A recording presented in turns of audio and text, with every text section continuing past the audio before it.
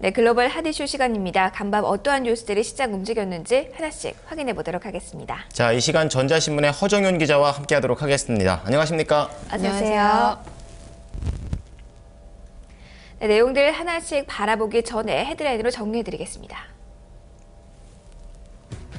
미국 신규 실업수당 청구 건수가 2주일 연속으로 감소했습니다. 지난주 신규 실업수당 청구 건수는 34만 1,000건을 기록해 시장 예상치인 36만 건 밑돌았습니다. 워런 버핏이 이끄는 투자자문회사 버크셔 해서웨이와 3G 캐피털이 식품업체 하인즈를 인수하기로 합의했습니다. 주 20개국 재무장관들이 경쟁적인 통화 절하에 나서지 않겠다는 입장을 재확인하고 통화정책 과획을 점검할 것이라고 주요 외신들을 통해 보도되고 있습니다. 네, 현재 미국 시장을 움직이는 재료들 가운데 경제 지표부터 좀 살펴보도록 하겠습니다. 네. 신규 실업수당 청구 건수가 발표됐죠. 이 부분부터 확인해 주시죠. 네, 미국 노동부에 따르면 지난주 신규 실업수당 청구 건수가 34만 1,000건을 기록했습니다. 이는 시장 전망치 36만 건을 하회하는 수준입니다. 이렇게 실업수당 청구 건수의 감소는 이 기업들이 인건비를 유지하기 충분할 정도로 수요가 강하다는 것을 보여주는데요. 이는 소비자 지출 촉진에 필요한 고용 확대와 임금 인상으로 가기 위한 필수적인 첫 단계입니다. 이 변동성이 적은 4주 평균치는 35만 100건에서 35만 2,500건으로 늘어났습니다. 다만 일각에서는 청구 건수 감소가 미국 북동부를 덮친 눈폭풍우 영향일 수 있다는 그런 의문을 제기하고 있는데요. 실제로 노동부는 건수 집계에서 일리노이와 코네티컷주의 경우에는 추정치를 사용을 했습니다. 이 두 지역의 주 고용사무소가 업무를 보지 못했기 때문입니다. 네, 이어서 인수합병에 대한 얘기를 좀 해보도록 하겠습니다. 이 워런 버핏이 하인즈에 투자했다는 소식이 들리네요. 네, 맞습니다. 그 식품업체 HJ 하인즈는 투자의 기재 워렌 버핏의 버크셔 해서웨이가 브라질 억만장자죠. 호레 파울로 레만이 이끄는 3G 캐피털과 공동으로 280억 달러에 인수하기로 했다는 소식이 들리면서 주가가 20% 급등했습니다. 이번 인수 계약은 이들 억만장자들이 소비재 기업에 대한 베팅을 확대하고 있다는 의미로 해석할 수 있는데요. 이 버크셔 해서웨이와 3G 매입가는 주당 72.5달러고요. 이는 하인즈의 전일 종가인 60.48달러보다 훨씬 높은 수준입니다. 이 버크셔와 3G 캐피탈은 또 내부 현금으로 인수자금을 충당하면서 HJ인지의 부채도 떠안기로 했습니다. 이 버크셔 측은 이번 인수에 약 130억 달러를 투자하기로 했고요. 이 부채를 포함하면 인수가는 약 280억 달러에 달합니다.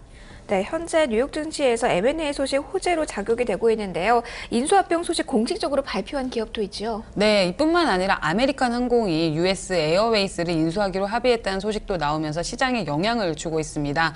이 합병사는 승객 소속량에서 유나이티드 항공을 앞서서 이 세계 1위가 될 전망인데요. 이 아메리칸 항공 채권자들은 합병사의 지분 72%를 소유하고요. 또 US 에어웨이스의 주주들이 나머지 28%를 보유하기로 합의를 했습니다. 앞서 아메리칸 항공은 지난 2011년 11월 누적된 손실이 120억 달러에 이르자 파산 보호를 신청한 바 있습니다. 이런 일련의 인수합병 소식들은 뉴욕 증시에 지금 영향을 주고 있는데요. 이 분위기가 개선되면서 장 초반 낙폭을 대거 줄이는 데 성공을 했습니다. 맞습니다. 3대 지수 모두 0.4% 정도의 하락률이 기록이 됐지만 현재 나스닥 지수 그리고 S&P 500 지수 쪽에서는 뚜렷한 상승세가 나타나고 있고요. 외신들의 헤드라인을 보더라도 버핏의 힘이 나타나고 있다. M&A 소식이 경제에 대한 우려를 좀 꺾었다라는 이야기들이 나오고 있는 상황입니다. 자, 이어서 이제 G20 정상회담 재무장관 회의가 예정이 되어 있는데 내일 좀 발표될 성명들의 초안이 나왔죠? 네, 맞습니다. 그 주요 20개국 재무장관들이 이 경쟁적인 통화절하에 나서지 않겠다는 입장을 재확인하고요. 또 통화정책 과잉을 점검할 뜻을 공언할 것이라고 이 블룸버그 통신이 G20 성명 초안을 입수해서 보도를 했습니다. 이번 초안에 나타난 환율 문제에 대한 어조는 지난 12일이었죠. 주요 7개국 관료들이 이 환율을 목표 범위에 두기 위해 자국 정책을 쓰지 않겠다고 공언했던 것과 유사한 겁니다. 이 초안에서 G20 관리들은 지속되고 있는 환율의 불균형을 피하고 또 경쟁적인 통화 절하는 자제하고 또 모든 형태의 보유주의에 저항하며 시장이 열려 있도록 공동으로 행동에 나섬으로써 글로벌 불균형을 줄이겠다는 우리의 공언을 재확인한다라고 밝혔습니다. 또 오늘 16일까지 열리는 G20 올해 의장국인 러시아도 입장 발표를 했는데요. 이날 러시아 안톤 실루아노프 재무장관도 G20이 이번 회의에서 환율 조작에 대해 보다 강한 입장을 입장을 보여야 한다고 말했습니다. 이 앞서 금융시장은 지난 12일이었죠. G7이 엔화 약세를 용인하는 것으로 보여지는 성명을 발표하면서 이 혼란이 가중된 바 있는데요. 일본 엔화 가치는 아베 신조 정부가 들어서면서 일본 은행의 통화 정책 완화를 압박하면서 지난 3달 동안 미 달러화에 대해서 17%나 하락했습니다. 네, 장 초반 뉴욕 증시의 하락세를 이끌었던 재료들을 먼저 확인을 좀 해보도록 하겠습니다. 바로 글로벌 경제에 대한 우려를 좀 꼽을 수가 있겠는데요. 앞서 발표된 일본에 이어서 유로존 쪽에서도 경기 침체에 대한 우려 높이는 지표가 나왔어요. 네, 맞습니다. 그 유로존의 경기 침체가 심화된 것으로 나타났습니다.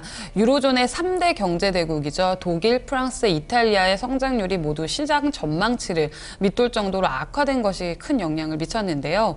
이 유럽연합 통계국 유로스타트는 그 유로존의 지난해 4분기 국내 총생산 예비치가 전분기 대비 0.6% 하락했다고 밝혔습니다.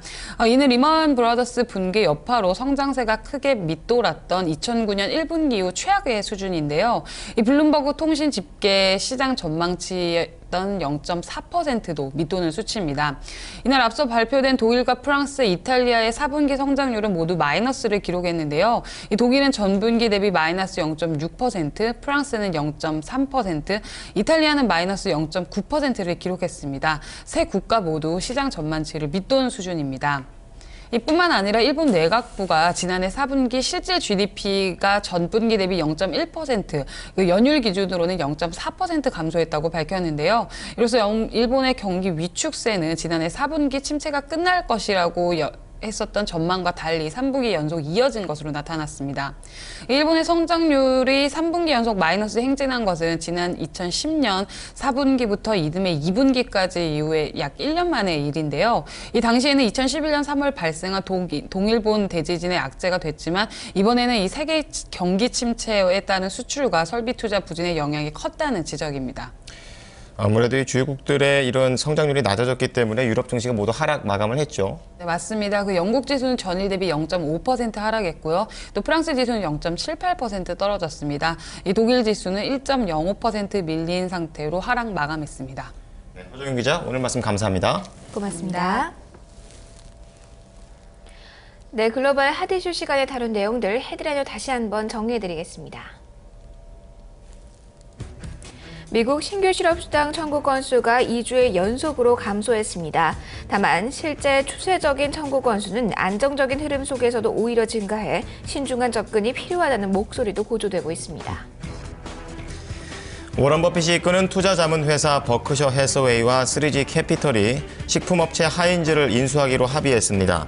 이번 인수계약은 억만장자들이 소비재 기업에 대한 베팅을 확대하고 있다는 의미로 해석이 되는데요. 주당 매입가는 72달러 5센트이고 부채를 포함하면 총 인수가는 약 280억 달러에 달합니다. 오늘 15일부터 이틀간 열리는 주요 20개국 재무장관 중앙은행장 총재회의 성명 초안에 자국 화폐 가치 전환을 의도한 인위적인 정책에 반대하는 내용이 담겨 있는 것으로 전해지고 있습니다. 자, 이어서 미국 시장을 움직인 재료들 키워드로 살펴보도록 하겠습니다. 김보성 캐스터입니다.